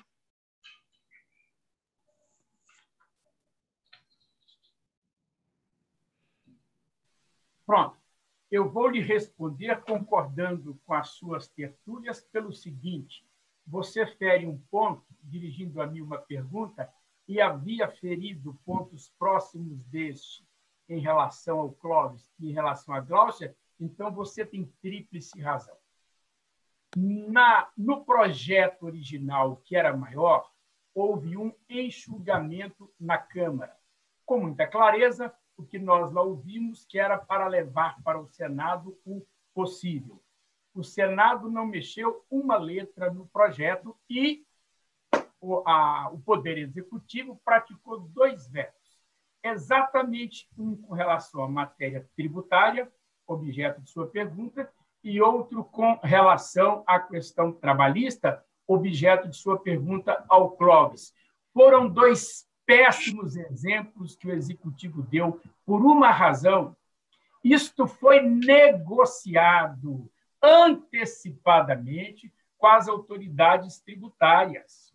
Foi negociado daquela forma, depois de nós que trabalhamos com a proposta, temos redigido outra vez várias propostas para se chegar naquela. O Executivo não entregou à sociedade brasileira, no que toca principalmente a matéria tributária, aquilo que nós negociamos com o Executivo. Assim, e finalizando, eu te respondo. São 2 vetos cuja causa e concausa de vetos não se sustentam. Ambos os vetos têm por paradigma, têm por apoio, têm por muleta uma única afirmação. As mudanças, me refiro agora à trabalhista e especialmente à tributária, as mudanças alteram o status quo do regime jurídico, mas a lei é para mudar. E isso foi negociado. Piorou muito, ficará, quer dizer, continuará ficando a cargo da jurisprudência, e os tribunais têm resolvido bem esta questão. Os tribunais têm reconhecido bem. Aliás, o executivo, com os vetos que lá pôs, ele acabou criando um problema para si, porque a arbitragem passou a ser adotada até em instância tributária, de modo que os vetos não se justificam. Mas posso tranquilizar aos que ainda pacientemente nos ouvem que já estão a caminho mais 2 projetos tratando especificamente, um de uma reestruturação tributária, outro de uma reestruturação trabalhista. Ou seja, eu respondo dizendo que concordo com as suas considerações e posso lhe adiantar, essa guerra não acabou. Após essas excelentes perguntas do nosso presidente do Instituto dos Advogados do Pará, o professor Bruno Coelho de Souza, vamos abrir perguntas para outros participantes, e o professor José Horácio Halford quer fazer uma pergunta. Saudando aqui o nosso grande, maiores criminalistas da América Latina, nosso presidente Fragoso, que acabou de entrar aqui, né, na sala. Presidente Fragoso, boa noite para o senhor, seja bem-vindo. Com a palavra, presidente Horácio. Bom, muito boa noite a todos. Cumprimento primeiramente o presidente Carlos Hatz, presidente nosso do Colégio de Presidentes do Instituto dos Advogados do Brasil, especialmente ao presidente Fábio Capilé, que muito gentilmente organizou, né, este evento cujo debate é fundamental, e os presidentes Clóvis Melcher Filho, José Anchieta da Silva, Bruno Coelho de Souza e a doutora Glaucia Brasil, que, de forma bastante objetiva, colocaram a questão. Em relação a esse ponto, os demais presidentes que estão aqui presentes, presidente Hélio, Fernando Fragoso, Tarcísio, gostaria de estender a pergunta que o presidente Bruno fez ao presidente Anchieta, talvez ouvindo a todos, mas provocando mais o professor Clóvis, porque prestei bastante atenção nas exposições e até fazendo referência ao que o presidente Anchieta disse em relação à lei dos mortos, na verdade, essa lei com os vetos parece aquela história do morto muito louco, né? Porque essa negociação ela tinha um equilíbrio e esses vetos deixam quem tem dívida ativa numa situação extremamente delicada, para dizer o mínimo. Eu compreendo a observação que o presidente Anchieta fez com relação aos projetos de lei, mas nós sabemos o quanto eles são morosos e incertos, né? Eu acrescentaria a questão desse panorama legislativo a uma decisão recente do ministro Luiz Fux, no Supremo Tribunal Federal, onde ele exige a certidão negativa para homologação da recuperação judicial. Então, em termos bastante objetivos, né, gostaria de ouvir as reflexões de como, né, ou apenas e tão somente nós ficaremos confiando na providência da jurisprudência, né, sendo que até o próprio Supremo Tribunal Federal, por intermédio do seu presidente, dá uma decisão nesse sentido. É bem verdade, desculpem, só para complementar, que a lei já anteriormente era muito clara na exigência, né, do cumprimento das obrigações fiscais, mas tamanha era a impossibilidade, porque se a empresa tivesse em ordem, não precisaria da recuperação, né? Então, isso, evidentemente, é um contrassenso, né? Mas continuamos legislando na contramão e a questão do ponto de vista objetivo, como eu gostaria de ouvir o professor Clóvis, como encaminhar juridicamente essa questão.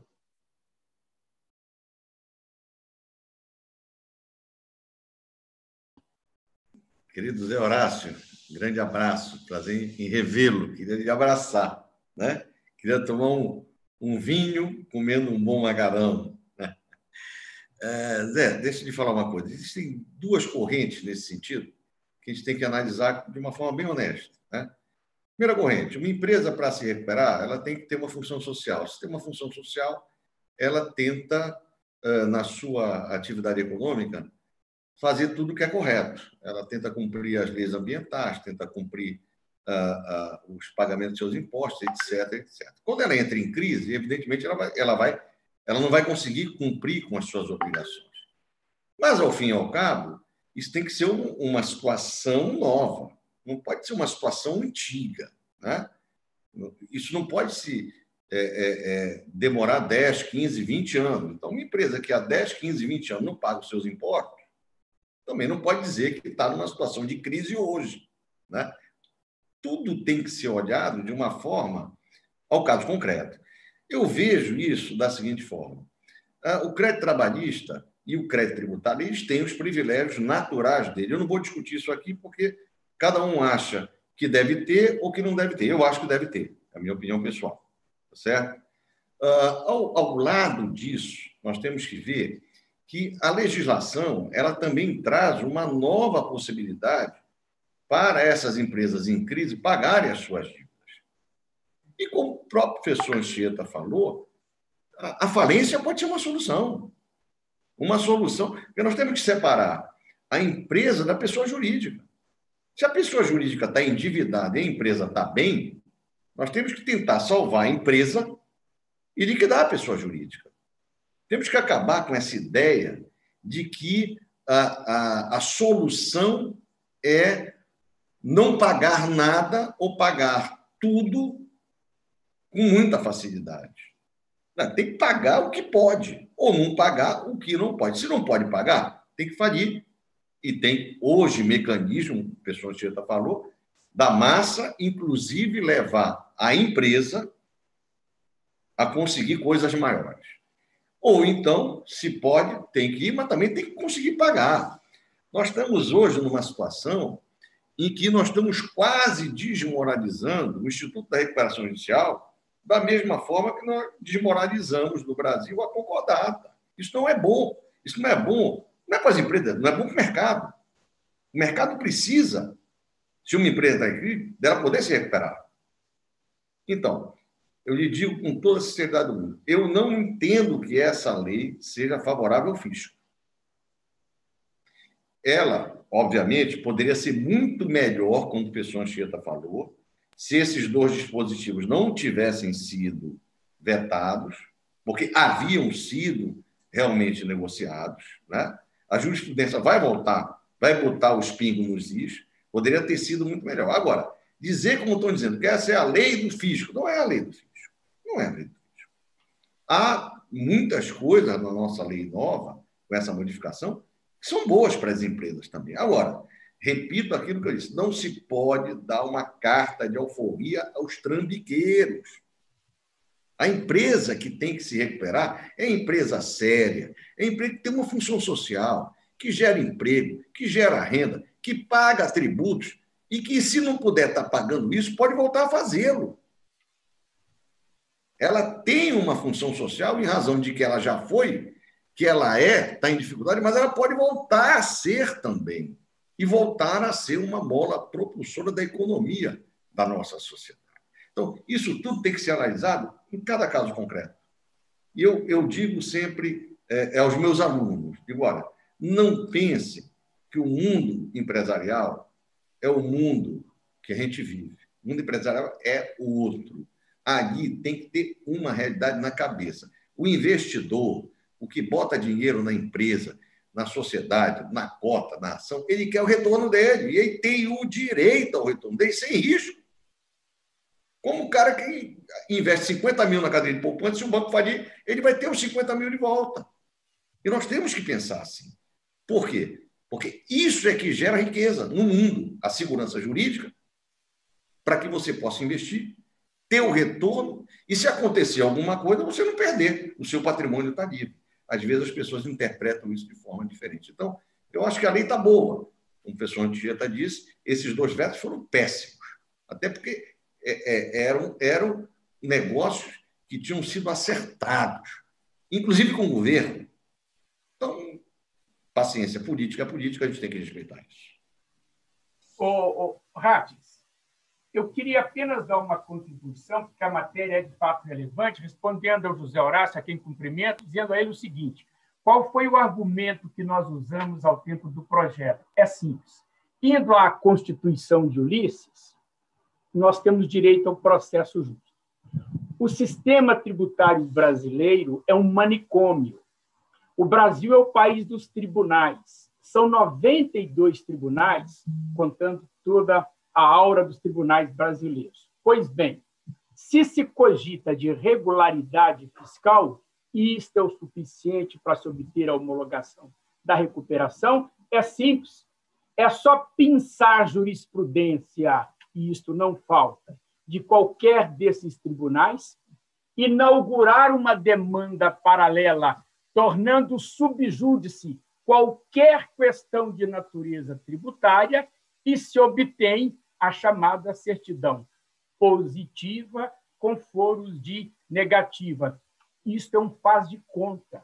Isto não é sequer sério, mas o veto leva a empresa brasileira, e pensando um pouquinho diferente do meu amigo Clóvis, eu defendo a empresa brasileira. O sistema de empresa brasileiro é sólido. A picaretagem é muito excepcional.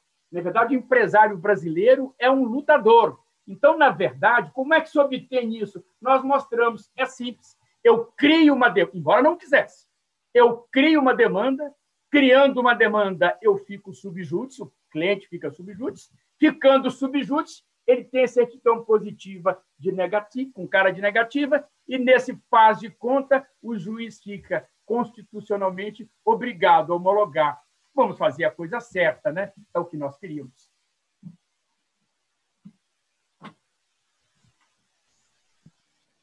Muito bem, presidente Anchieta. Nós temos já quase 2 horas de evento. Eu vou passar a palavra à manifestação de alguns presidentes, né, que estão aqui presentes, que com certeza querem se manifestar. Presidente Tarcísio, com a palavra, fica à vontade. Presidente Hatz, muito obrigado por essa oportunidade, e eu também gostaria de parabenizar a todos os palestrantes que brilhantemente expuseram essa matéria. Não vou citá-los agora, porque nós temos aí um pouco tempo, mas escutando, pelo menos dessas últimas provocações que foram colocadas com relação à atividade econômica, eu gostaria de lembrar quanto que os estados deixam de arrecadar para fazer com que haja, por exemplo, a atração de novos investimentos. E quanto que nós poderíamos eventualmente economizar para fazer com que a unidade econômica fosse preservada.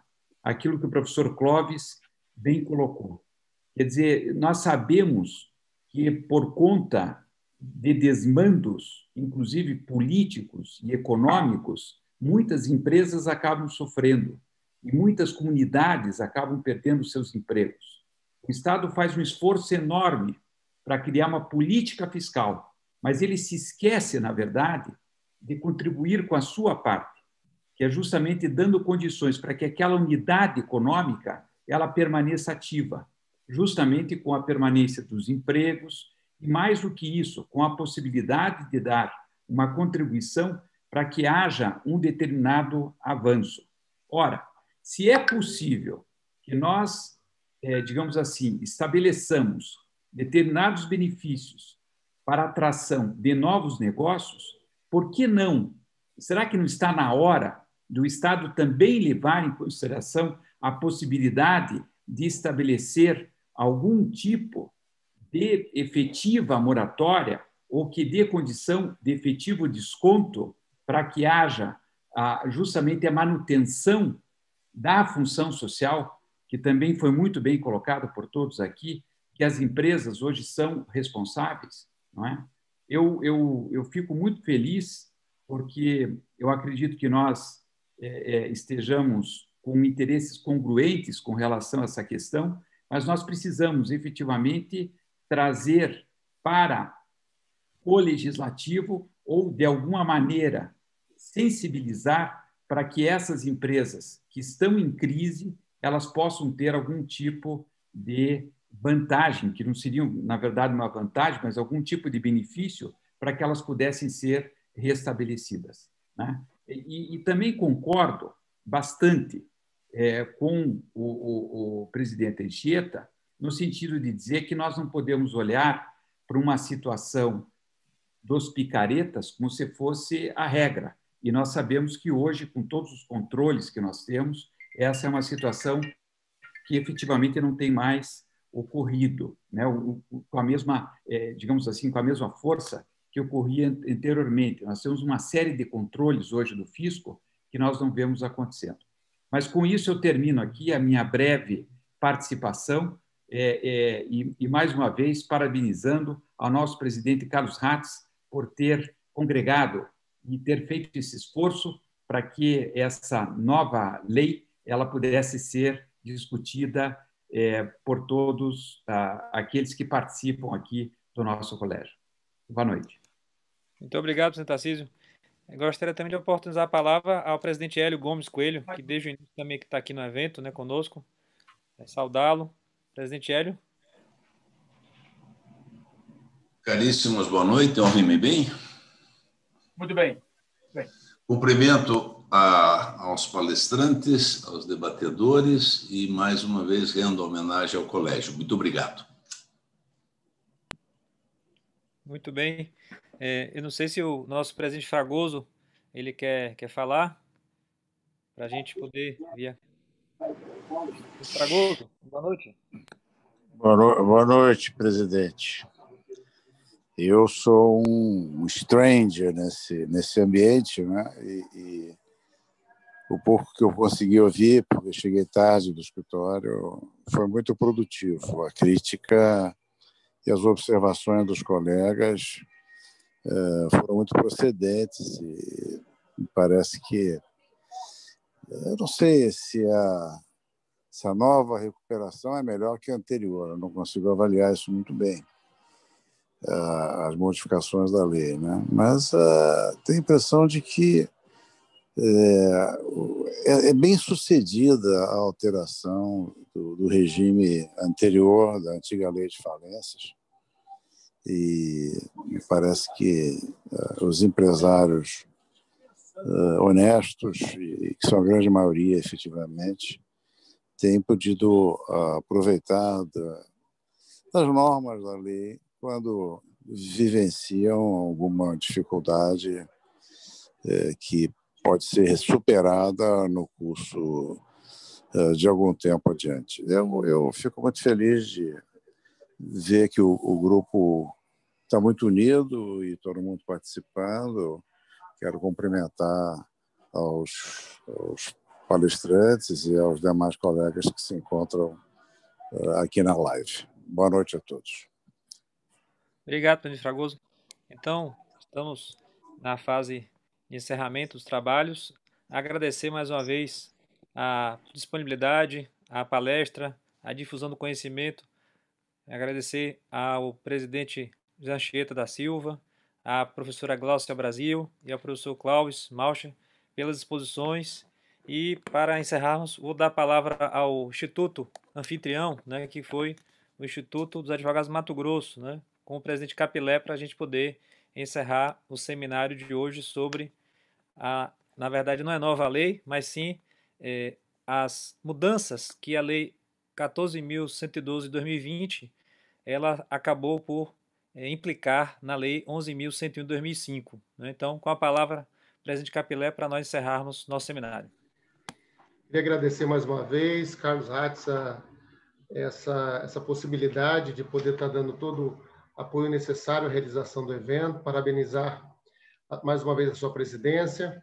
Fico muito feliz, Horácio, que eu estou vendo aí atrás um troféuzinho aí, atrás de você, o troféu do colégio. Fico feliz também ver aqui a presença do Fernando Fragoso, do nosso professor Hélio, né, Tarcísio, e eu fico muito feliz também pela participação e a brilhante explanação de José Anchieta, doutora Gláucia, e também o professor Clóvis, com a intermediação aí do Bruno, né? Bruno, muito obrigado pela participação. Agradeço a todos, agradeço aos internautas, às pessoas que participaram também, de forma também com a contribuição através do prestígio ao evento. Agradeço mais uma vez e eu creio que o colégio cada dia mais está crescendo sobre o aspecto da busca da difusão da contribuição jurídica. E isso é muito importante. Os debates que são tidos dentro do colégio, eles são exatamente para o fortalecimento exatamente do aspecto não só da democracia, mas também fazer com que a gente dê a nossa contribuição para aquelas pessoas que possam não ter determinadas convicções acerca de dadas matérias, assim como se fez aqui nesse evento, tirando dúvidas e também dando o melhor direcionamento possível para as nossas vidas. Muito obrigado a todos.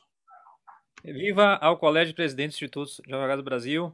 Nosso próximo evento será dia 11 de fevereiro, quinta-feira, com a posse da nova diretoria, com a entrega da medalha Santo Ivo ao nosso tri-presidente José Anchieta da Silva e o lançamento do livro do Colégio de Presidentes no período 2020-2021, com apoio imprescindível do presidente José Horácio Halford. Então, boa noite a todas e a todos, né? Saúde para as famílias.